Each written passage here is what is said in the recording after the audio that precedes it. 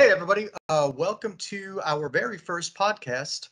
We're calling it a podcast for now, but we don't know what we'll call it in the long run. But I want to welcome the very first guest. He's Marc Spriesler. Um, as you might know, I was product manager for many years at automotive.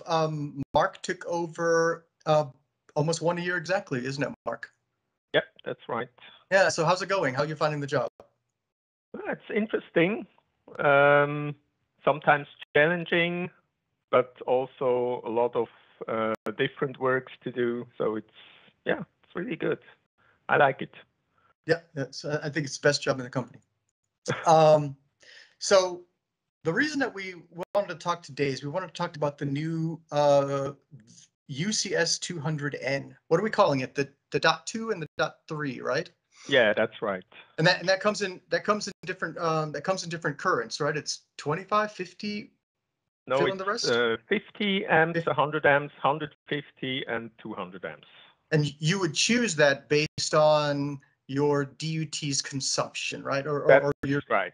Or your project consumption, right? Yeah, that's correct. So I worked on the project at the very beginning. I was also on the standards committee, and if I remember right, there was some discussion about improving the performance of the various generators, making them work more close together from behavior under certain situations. How did it all start? The idea was that there is a extended pulse verification at the generators.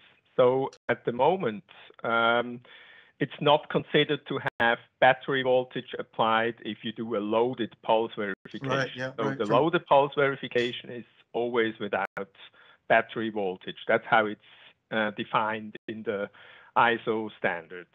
Mm-hmm. And the idea was now that we do an extension, so we apply battery voltage as well when we do the loaded verification.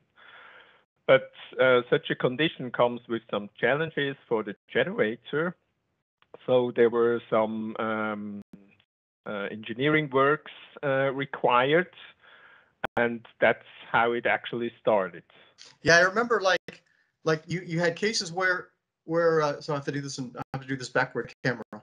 So I remember that two things occurred. Sometimes the pulse would sink down into the battery voltage, and also it would have like a kind of bad undershoot or kind of a bad ringing at the end of the pulse, right? That's right. Yes, exactly. And also the pulse shape looks a little bit different if you do that with battery voltage applied and loaded condition. And this all has to be taken into account. Yes. Mm-hmm. So we spent like, what was it, a year or 2 years? I think it was a year and a half, roughly. Year and a half, yeah. It was a long project, and we worked closely, obviously, with the standards committees because where the idea or the concern came from. But as I recall, in the end, the standard was put aside, right? That extended verification is not in the standard, right? Yeah, that's true. So maybe how this all came about might be a topic for another discussion. Be sure to put a comment down below if you think that's something you'd like to hear about. Maybe we'll cover it in future editions. So this correct me if I'm wrong, but the dot two replaces the default model without a dot, right? That's correct. Yes. The UCS we've been making for, I don't know, 20 years or something, 15 years. 15 right? at least, yes. Yeah. Correct. And then the dot three replaces the dot two. The dot one, right? Yeah. And that was the one with the special pulse for the Volkswagen with the 4 ohm. Right, right. Is that still a topic, this 4 ohm thing? I kind of got mixed messages. Is still. It is still a topic. Yeah, it is still.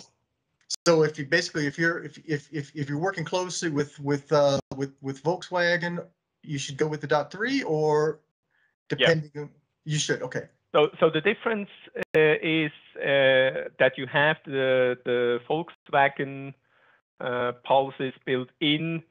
You're losing the JSO pulses. Right. So for Europeans, that shouldn't be big of an issue. For Asians, that might be a challenge. So,